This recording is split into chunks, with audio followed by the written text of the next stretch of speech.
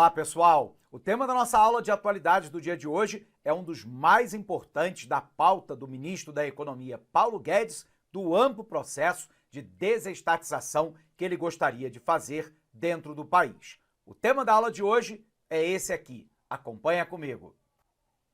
Privatização da Eletrobras. Bom, primeira questão importante aí é a gente fazer uma reminiscência para tentar entender a linha do tempo. Você se recorda lá que de 1500 até 1930, a economia brasileira era basicamente primário exportadora, ou seja, calcada no setor primário voltado para a exportação. O setor primário envolve lá a agricultura, a pecuária, o extrativismo vegetal e mineral, e daí os ciclos econômicos brasileiros, pau-brasil, cana-de-açúcar, mineração e café. Mas a partir do ocaso da cultura do café, a partir da década de 1910, em 1930, o Brasil resolve mudar a matriz econômica brasileira para o setor secundário, que envolve a indústria e a construção civil. O grande problema é que muitas vezes a iniciativa privada não tinha interesse, não tinha capital financeiro ou não tinha capacidade tecnológica de prover determinados bens para o crescimento industrial e urbano do nosso país. E é aí que entra o papel do Estado. A gente vai observar que da década de 30 até a década de 1980, o Estado brasileiro foi um Estado empreendedor, foi um Estado produtor e provedor de bens e serviços, foi um Estado empresário, constituindo empresas, por exemplo, como a Petróleo Brasileiro S.A., a Petrobras, a própria Eletrobras, a Companhia Vale do Rio Doce, hoje privatizada simplesmente Vale, a Itaipu Binacional, a Aviação Aérea Rio-Grandense, a Varig, o Banco do Estado de Minas Gerais, o Benge e por aí vai. Bom, a gente vai observar então que a Eletrobras se constituiu como uma empresa gigante, é uma das maiores empresas de energia de todas as Américas. No Brasil, a Eletrobras responde por 29% da geração de energia elétrica e por 43% das linhas de transmissão. E, portanto, é uma gigante que no ano de 2021 gerou um lucro lá de aproximadamente 6,1 bilhão de reais. Bom, aí vem a tua pergunta então. Professor, diante desse quadro, por que então privatizar a companhia? Aqui é preciso que você esteja muito atento para a prova de atualidade, mas também para as provas de redação que tenha como tema a atualidade. A função da privatização da Eletrobras, ela atende a dois objetivos fundamentais, segundo o ministro da Economia, Paulo Guedes. O primeiro é que a empresa precisa de um aporte de capital nos próximos anos para ampliar a sua capacidade de geração de energia elétrica e também modernizar as redes de transmissão. Isso porque, populacionalmente, o Brasil continua crescendo e, ao mesmo tempo, à medida que a economia, pouco a pouco, vai saindo da pandemia da Covid-19, a demanda de energia, claro, se amplia e, portanto, o governo alega que ele, como principal acionista, ele não teria os recursos para fazer o aporte de capital que garantisse, repito, a ampliação da oferta de energia e a modernização da rede de transmissão por parte da Eletrobras. O segundo objetivo, na verdade, é um objetivo ideológico. Paulo Guedes, que é o nosso ministro da Economia, ele se autodefine como um economista ultraliberal. Lembrando que ele completou o doutorado dele na Universidade de Chicago, nos Estados Unidos, que é considerado o centro do pensamento neoliberal do mundo. E ele entende que uma empresa como a Eletrobras seria melhor administrada na iniciativa privada. E nesse caso, existe uma questão ideológica do neoliberalismo que ele defende, que é a participação mínima do Estado dentro da economia. E, portanto, o desejo de Paulo Guedes é um amplo processo de desestatização. Quando a gente fala de desestatização, é importante você lembrar que a gente tem três questões distintas. Primeiro, a privatização. que é quando eu vendo patrimônio público para iniciativa privada. Nós chamamos essa venda de once for all, de uma vez por todas. Vendi o patrimônio, vendeu. É o caso da Companhia Siderúrgica Nacional, é o caso da Companhia Vale do Rio Doce. Por um outro lado, eu posso ter a concessão, e na concessão, a titularidade do bem, ele permanece nas mãos do Estado, mas a exploração econômica, por um período de concessão, vai para a iniciativa privada. É o caso, por exemplo, da Rede Ferroviária Federal, é o caso das rodovias federais. E eu tenho ainda a autorização, quando não está envolvido patrimônio público, e a iniciativa privada tem a autorização do Estado para operar determinados tipos de bens e serviços públicos. O exemplo clássico é o serviço de táxi. Legal? Então, antes da gente avançar, vamos botar um pouquinho disso no quadro para você, porque é importante a gente anotar, porque ajuda a fixar na memória. Legal? Vem para cá. Então, nós estamos falando na nossa aula de hoje, né, a respeito da privatização da Eletrobras.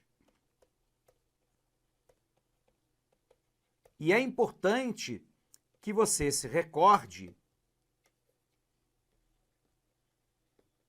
que o Brasil já teve um momento distinto do momento atual, né? No período lá que vai de 1930 até a década de 1980, né? O Estado brasileiro, ele assume uma função de Estado produtor,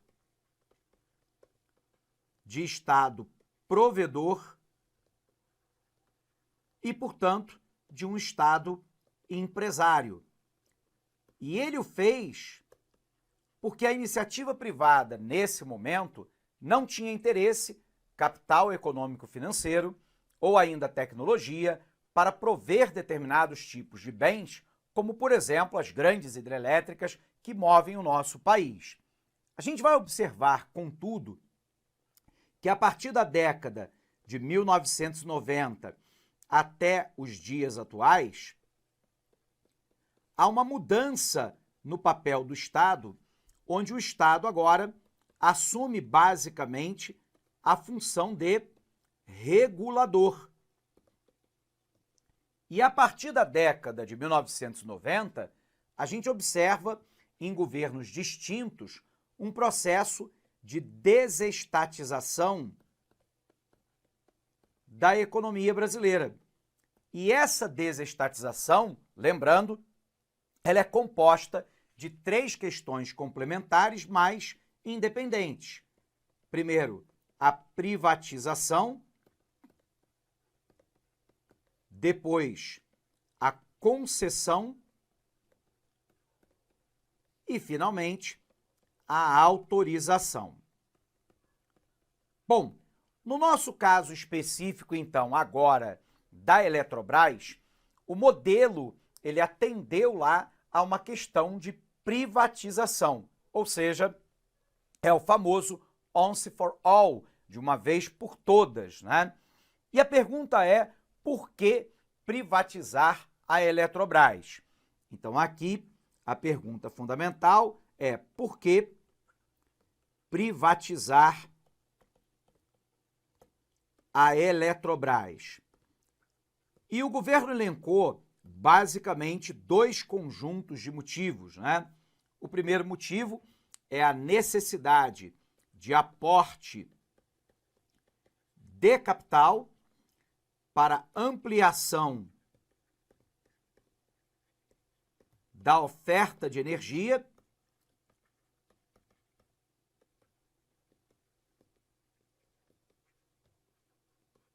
e também para modernização das linhas de transmissão.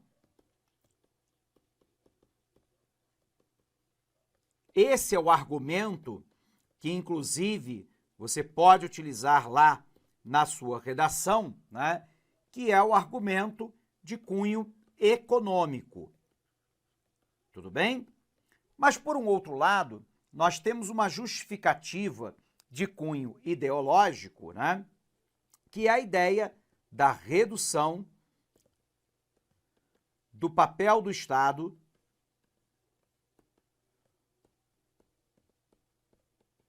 na economia. E essa redução do papel do Estado na economia é um argumento de origem ideológica, de cunho neoliberal,